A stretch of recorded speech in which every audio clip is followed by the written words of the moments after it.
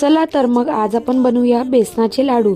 बेसन घेतलंय 1 किलो, तूप 500 ग्राम, 2 ते 3 तास मंद आचेवर भाजून घ्या।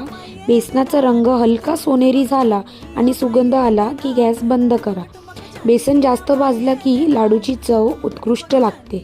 तूप एकदम न घालता थोडं थोडं घालून भाजल्यास लाडू मऊ आणि सुगंधित होतात। थंड झाल्यावर 500 ग्राम पिठी साखर, 2 टीस्पून वेलची पावडर आणि चिमूटभर जायफळ पूड घालून घ्या। हे सर्व एकत्र करून नीट हाताने मळून घ्या, गुठल्या राहू देऊ नका।